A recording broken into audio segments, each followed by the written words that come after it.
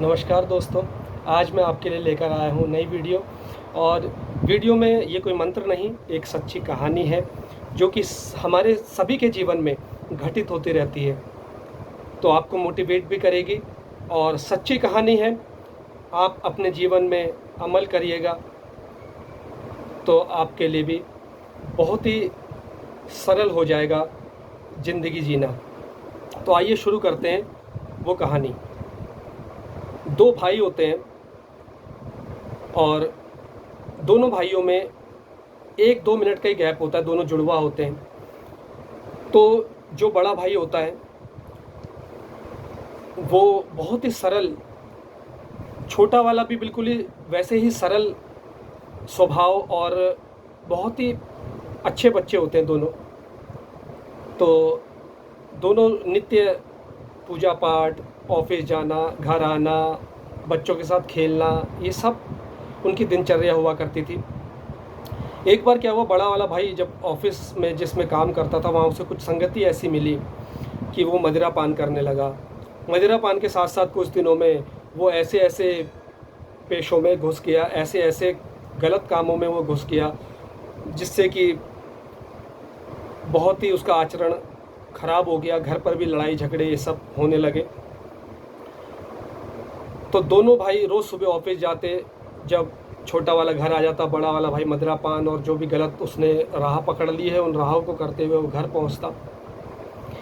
तो दोस्तों ऐसे ही कई महीनों तक, सालों तक चलता रहा। उसके बाद एक दिन क्या हुआ, दोनों भाई सुबह ऑफिस जाते हैं और दोनों एक ही ऑफिस में होते हैं, परंतु छोटे भाई ने वो चीज़ें नहीं अपनाई जो कि उसके बड़े भाई ने अपना ली। जबकि वो भी कर्मों का गलत नहीं था, लेकिन उसने अपने कर्म, बहुत ही कर्म अपने गलत कर लिए उस राह पर चलकर। तो दोस्तों एक दिन उनके ऑफिस की जल्दी छुट्टी हो गई और दोनों भाई घर आने लगे। तो जो एक भाई था बड़ा वाला, उसको उसके दोस्तों ने कहा कि आ यार, आज जल्दी छुट्टी हो गई, थोड़ा एंजॉय करते हैं, मदिरा पान करते हैं। तो वो उनके साथ चल दिया। छोटे वाले भाई ने कहा नहीं भाई, आज घर चलते हैं यार, घर पे अच्छा अच्छा पकवान बनाएंगे, खाएंगे पिएंगे, अपना एंजॉय करेंगे यार घर पे। उसने उनकी बात नहीं सुनी, क्योंकि जिसको लत पड़ जाती है, पीने की आदत पड़ जाती है, फिर वो बहुत मुश्किल से छूटती है। तो वो यारी दोस्ती में अपना चला गया, मदिरा पान और जो भी गलत चीज़ें हैं वो सब उसने करा। छोटा वाला भाई घर लौट रहा था तो उसने देखा कि सामने एक भगवान श्री हरि का भागवत हो रहा है। उसने सोचा कि यार क्यों ना, जब जल्दी छुट्टी हो गई तो इस भागवत में ही मैं थोड़ी देर बैठ जाऊं। तो भागवत का समापन ही होने वाला था 1-2 घंटे में, पर उसने सोचा कि मैं आज भागवत ही सुन लेता हूं। तो वो भागवत में बैठा, उसने भागवत सुना, भागवत संपूर्ण हुआ, प्रसाद लिया और घर के लिए चल दिया। बड़ा भाई भी मदिरा पान करके और गलत चीज़ें कर कर वो भी अपने घर के लिए चल दिया।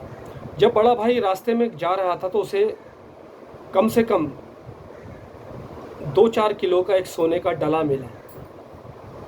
जब उसने वो देखा, उसने कहा अरे वाह, ये तो सोने का डला है। वो सुनार के पास गया, उसने उसका मोल भाव किया तो वो लाखों रुपए का वो निकला, 5-10 लाख का जो भी है वो निकला। वो अपने घर उसे ले आया। उसके घर में खुशी का माहौल, उसके परिवार में खुशी का माहौल कि वाह क्या बात है, आज तो 5-10 लाख रुपए का फ़ायदा हो गया, ये सोने का ढाला मिल गया, अब तो जीवन बहुत बढ़िया तरीके से चलेगा। बड़े खुश थे। छोटा वाला भाई जब रास्ते से लौट रहा था तो उसके पैर में एक लोहे का कील घुस गया जो कि आर पार हो गया। वो डॉक्टर के पास गया, उसने दिखाया तो डॉक्टर ने कहा 3 महीने आपको बेड रेस्ट करना पड़ेगा, आप ऑफिस भी नहीं जाइएगा, रेस्ट करिएगा, तभी ये ठीक होगा, क्योंकि सेप्टिक बन जाएगा अगर इसमें पानी लगा। बरसात का वैसे ही मौसम है, तो आप घर पे रहिएगा। छोटा वाला भाई घर लौटता, देखता है कि बड़े भाई के परिवार में बहुत ही खुशियाँ हैं। तो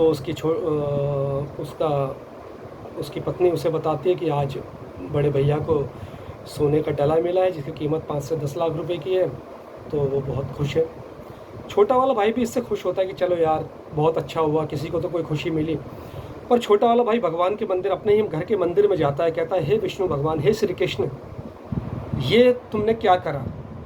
वो सारे गलत काम करता है, मुझे इससे मतलब नहीं कि उसे क्या मिला क्या नहीं मिला। अच्छी बात है कि मेरे भाई को इतना मिला, पर मैं आपका भागवत सुन के आ रहा था और मेरे पैर पे कीला गाड़ दिया और 3 महीने तक मैं ऑफिस नहीं जा पाऊँगा, तो मेरे घर का कैसे रोजी रोटी चलेगी हमारी, कैसे निवारण होगा? इसका कुछ निवारण है आपके पास? नहीं है। वो प्रभु को कोसने लगा, भगवान को कोसने लगा और बोलने लगा कि इससे बढ़िया तो जो गलत काम करता है, फ़ायदा अगर तुम उसी को देते हो तो फिर मैं ही क्यों ये पुण्य के काम करता हूँ और आपके दर पर आता हूँ।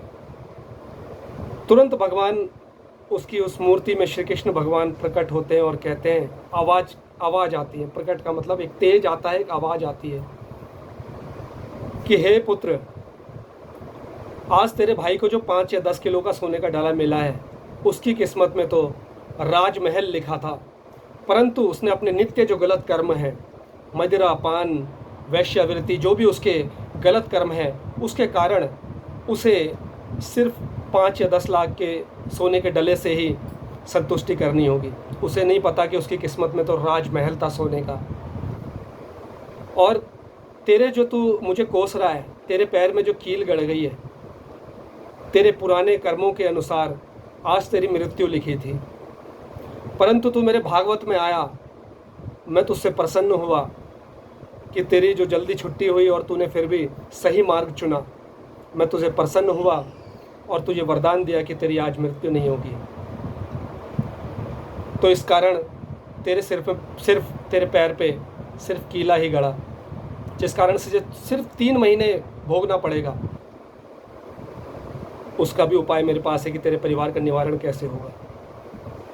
परंतु गलत कामों से गलत नतीजा ही होता है।